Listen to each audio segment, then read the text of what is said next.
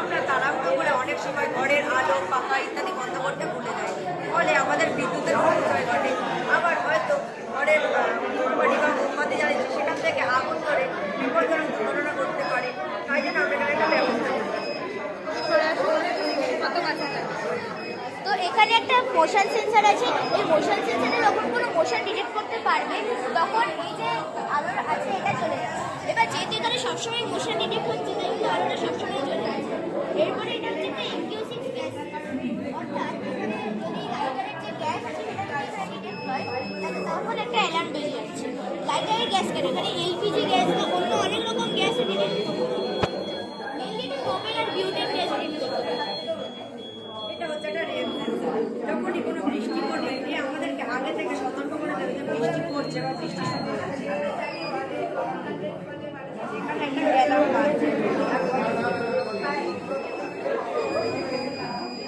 এটা শুনে আমরা বুঝতে পারবো যে অ্যালার্ম থেকে বুঝতে পারবো যে বৃষ্টি শুরু হয়েছে বা বৃষ্টি হচ্ছে।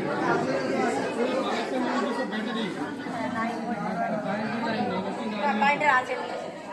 আমরা অ্যাকচুয়ালি কারেন্টের যে এসি লাইনটা আছে, ওই এসির ভোল্টেজ তো আমরা আরডিনোতে সাপ্লাই দিতে পারবো না, তাই জন্য এসিটাকে ডিসি করে আমরা দিয়েছি।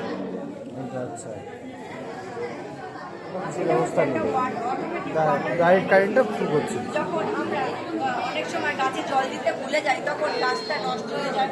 তাই জন্য আমরা এখানে একটা ওয়াটার করেছি। এখানে অলরেডি গাছের মাটিতে জলের প্রয়োজন নেই, তাই জন্য এখানে অটোমেটিকভাবে জলের প্রয়োজন নেই, তাই জন্য এখানে আর লাগবে না।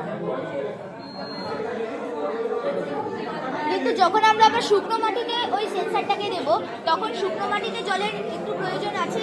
তাই জন্য আমরা যদি এই নেগেটিভ টার্মিনালটাকে করে ঠেকাই, এই পাম্পটা অটোমেটিক্যালি অন হয়ে যাচ্ছে। ওই যে দেখতে পাচ্ছেন জল সরবরাহের কাজ শুরু হয়ে গেছে। ডিসিতে এটা 9 ভোল্ট নিচ্ছি। এবার আরডিনোর 5 ভোল্ট 6 থেকে 12 ভোল্টের মধ্যে যে কোনো একটা ভোল্টেজ সাপোর্ট করতে পারে, তাই জন্য 9 ভোল্টে সাপোর্ট করতে পারছে।